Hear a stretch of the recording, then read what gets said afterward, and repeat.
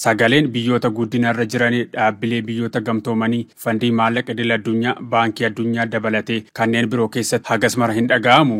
Warreen lixaa fi jarri sagaleen kuffisuuf aangoo qaban irruma caalaatti fayyadamu. Dhimmi isaanis fedhii biyyoota guddataniin qofaa ilaalama. Nuti isiniif beekaa irra darbees kan nuti jenne callisaa hojira oolchaa jedhamu. Sanaa ala gargaarsa goonu isinirraa dhaabna jechuun doorsisu. Dubbichi akkuma sagalis 90 ilmamu kiyya qiraacuma jette adurreen ta'uusaati. Kana keessatti BRICS dhalate waltajjii biyyoonni guddataa jiran itti wal gamtoomanii gurmuu jabaa biyyoota saffisaan guddachaa jiraniiti. Waltajjii jabaa biyyooti kunneen afuura itti baafatan ta'aa dhufeera. Kanaanis siyaasaaf diinagdee addunyaa irratti dhiibbaa jabaa uumaa jira. Kaayyoon isaas olaantummaa biyyoota lixaaf Ameerikaa jala dhaabachuufis jedhama. Humniif dhaga'amummaan isaa biyyoota badhaadhaniin diigamaa kan jiru dhaabbati mootummoota gamtoomanii leenca ilkaan hin qabne ta'aa dhufeera.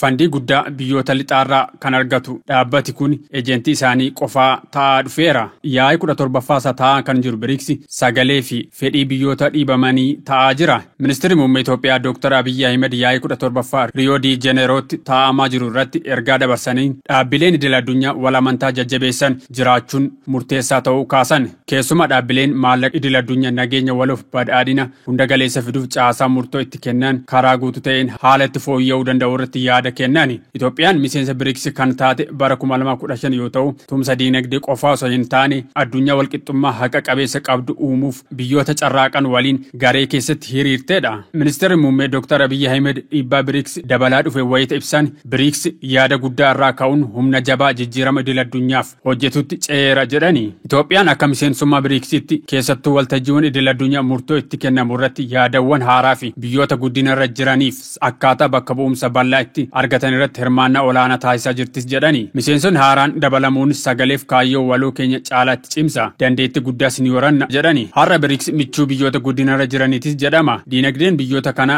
dabalaa adeemuun gabaa addunyaa keessatti dhiibbaan isaan uumanis guddataa jira. Fedhiin BRICS biyyoonni guddachaa jiran siyaasa idil addunyaa keessa dhiibbaan qabaatan akka dabaludha. Biyyoonni miseensa BRICS ta'an kunneen baay'ina uummata addunyaa 40 kan qabatan yoo ta'u diinagdeen biyyoonni miseensa BRICS ta'an jalqaba 5 qaban diinagdee addunyaa keessa harka 26 kan ta'udha.